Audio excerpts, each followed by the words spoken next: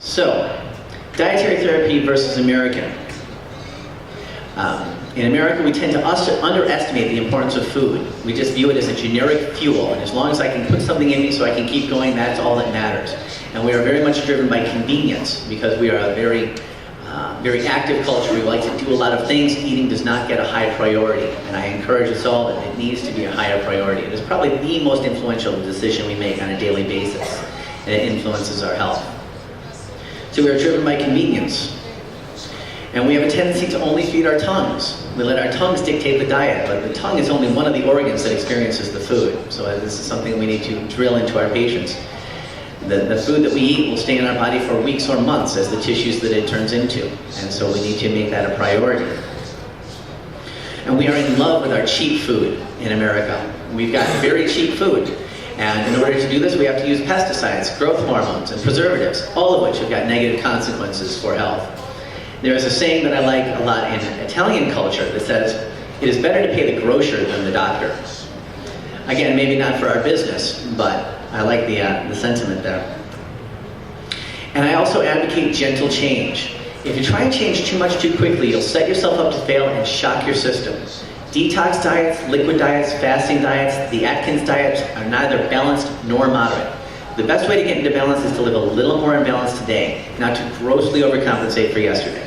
We've got plenty of time. We just want to make this sustainable. So some of the things that we are doing wrong in America. With grains, we are refining all of our grains. We're not having the whole grains. We should be having whole grains. We should be having a wide variety. In Asia, they have a much wider variety of foods. And they're almost omnivorous. Vegetables. We should be having a wider variety. The average American has a rotation of 7 vegetables they eat in a year. Every food has something no other food can give us. We need a wider rotation of that. And we should be having more cooked than raw. There's a fad right now in America that we should, some people are thinking we should have all of our food raw. But cooking has been a part of every culture since recorded time. Everything that you put in your stomach that's cold and raw, you have to heat and cook. That takes your time, your energy, and slows your metabolism. In America, obesity is becoming an epidemic, so most of my patients are very receptive to messages that will improve their ability to lose weight. So this is something that I talk with them a lot about. We should be having more vegetables than fruit. Fruit's good, but vegetables are better. Less sugar.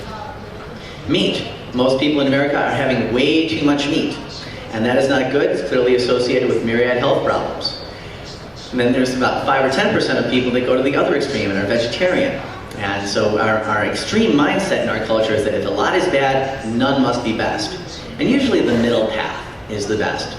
The Chinese recommend that we get 2 ounces twice a week of specifically mammal meat. A little bit of fish is good, a little bit of fowl is good as well, but we should be getting a little bit of mammal too, but a wide variety. Not always the same animal, not always the same cut.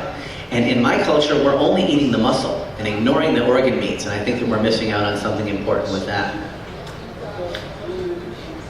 2 minutes? Okay.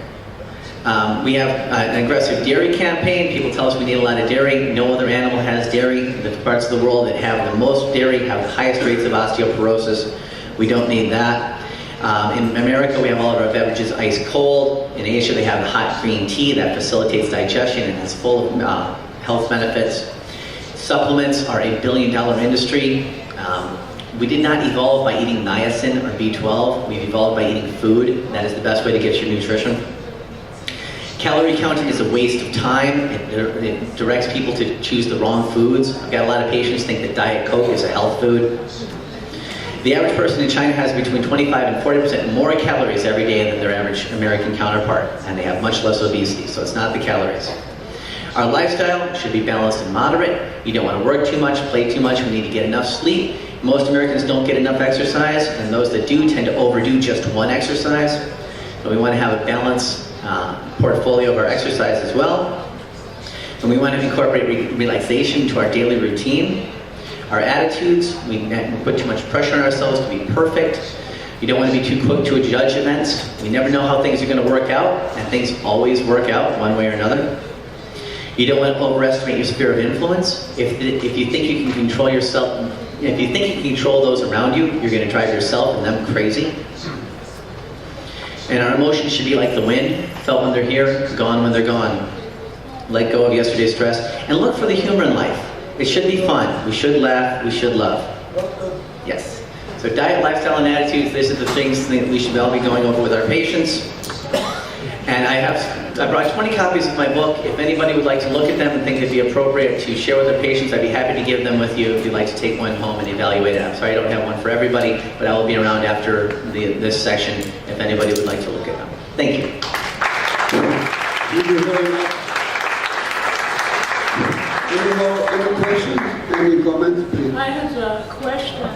Some people feel that the soil is very depleted right now, so we don't get enough what we need in our foods. This is one thing.